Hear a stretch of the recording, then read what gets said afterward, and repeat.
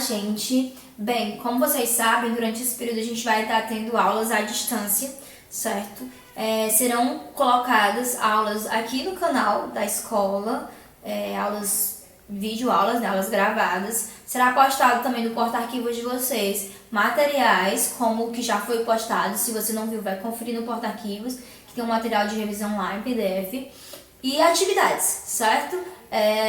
No porta-arquivos serão atividades que não são atividades do livro, e na agenda online também, vocês têm que ficar de olho na agenda online, porque lá também serão colocadas atividades que porventura o professor venha a passar, certo? As atividades do porta-arquivos eu quero que vocês me enviem, né? Me deem o retorno pelo e-mail. O e-mail tá lá, o e-mail que vocês devem enviar, certo? Coloquei também nos nossos grupos e, enfim, vocês vão me enviar essas atividades no prazo estipulado e assim a gente vai ter um feedback do aprendizado de vocês, ok? Dando continuidade aos estudos que a gente já vem fazendo, né? Nós concluímos a unidade 1, estávamos ali quase concluindo a unidade 2, tá? Então todo o material que eu enviei para vocês foi desse conteúdo já abordado.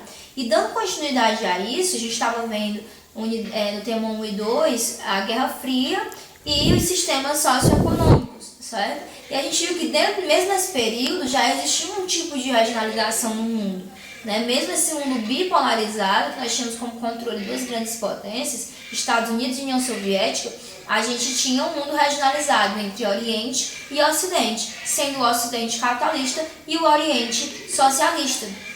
Tá? E findado esse período de Guerra Fria, o mundo vai passar por um novo momento, que é o que a gente vai chamar de nova ordem mundial, certo? É nessa nova ordem mundial onde vão surgir outros tipos de regionalização.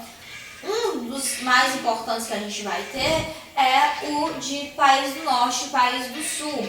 Esse tipo de regionalização vai levar em consideração que o norte é desenvolvido e o sul é subdesenvolvido, tá? Porém, a gente vai ver lá na página 54 do livro de vocês, pegando aqui o livro, esse mapa aqui, ele vai ilustrar, por exemplo, que como é que acontece essa regionalização. E a gente vê aqui que existe algo de estranho, porque não existe uma linha reta, existe uma linha curva. Esse tipo de regionalização aqui, ele vai apresentar algumas incoerências. A primeira delas é que não respeita a linha do Equador como divisão do hemisférios, né, entre hemisfério norte e sul. A divisão entre norte e sul aqui, ela não leva em consideração os aspectos geográficos, tá? Isso é a primeira grande incoerência. A outra grande incoerência que vai existir, por exemplo, é a Austrália, que é considerado um país desenvolvido, a Austrália e a Nova Zelândia, que são considerados países desenvolvidos, que se encontram onde? Na Oceania. E onde é que está a Oceania? No hemisfério sul, tá? Nós vamos ter também aqui países asiáticos que são subdesenvolvidos e que se encontram no hemisfério norte, ok? Então, por causa dessas incoerências que vai existir, dessa falta de sentido em alguns momentos, esse tipo de regionalização aqui, ele vai cair em desuso, tá? E aí nós vamos ter outros tipos de regionalização que vão coexistir, vão existir ao mesmo tempo, no mesmo período histórico, certo? Nós vamos ter também levar em consideração, né, a regionalização em outros aspectos. Como, por exemplo, um aspecto que a gente vai levar em consideração são os níveis de desenvolvimento. Vai levar o quê? O aspecto econômico, os aspectos sociais, certo? O aspecto socioeconômico em consideração. A ONU, por exemplo, ela vai classificar esses níveis de desenvolvimento em 3. Em países desenvolvidos, em países em transição e em desenvolvimento.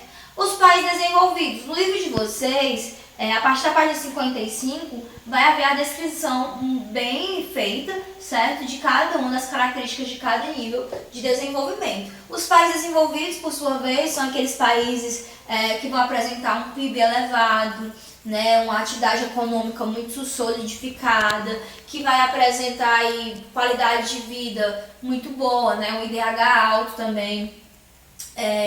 Acesso à educação, acesso à saúde, bem-estar social. Então, tudo isso a gente vai ter como características nos países desenvolvidos. Esses países desenvolvidos, eles também vão arrecadar lucros, né, com os royalties. Por quê? Porque uma das principais características deles é a produção de alta tecnologia, né, de tecnologia de ponta. E essa produção de tecnologia de ponta faz com que eles recebam, por exemplo, os royalties de outras empresas, de empresas de outros países. Por quê? O royalty, ele é um preço pago, certo, para se utilizar a tecnologia de alguém. Então, esses países, como produzem tecnologia, para que outros países, empresas de outros países, utilizem a tecnologia deles, eles precisam, eles recebem os royalties, né? E aí nós vamos ter os países em transição. O que são os países em transição? Lembra da União Soviética, que era composta por aquelas várias repúblicas? Então, esses países em transição são esses países, essas repúblicas, né, que agora não fazem mais parte da União Soviética, e aí ela vai se desintegrar, né, vai se fragmentar, e a gente vai ter essas repúblicas passando por essa transição. Transição de quê? Do socialismo para o capitalismo, uma mudança de sistemas econômicos, certo? E aí vão enfrentar muitos desafios nesse processo, ok? Então a ONU vai chamar esse país de países em transição. E por último nós vamos ter os países em desenvolvimento. O que são esses países em desenvolvimento? São aqueles países que vão ter características muito próprias, né? Por exemplo, algumas características dos países desenvolvidos é a questão histórica, que é algo muito semelhante entre eles. A grande maioria desses países sofreram com o processo de colonização por exploração. Não é qualquer tipo de colonização, é a colonização por exploração, tá? Essa colonização por exploração, ela vai fazer com que eles levem, né, algumas heranças históricas, como por exemplo a desigualdade social, como por exemplo a dependência econômica, eles vão depender economicamente de outros países, a baixa expectativa de vida.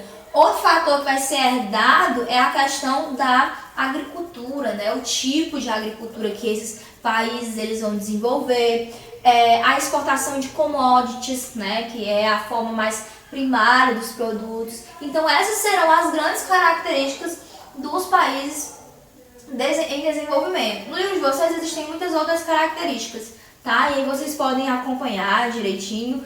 E em suma, né, no final de tudo, esses aqui são os principais tipos de regionalização.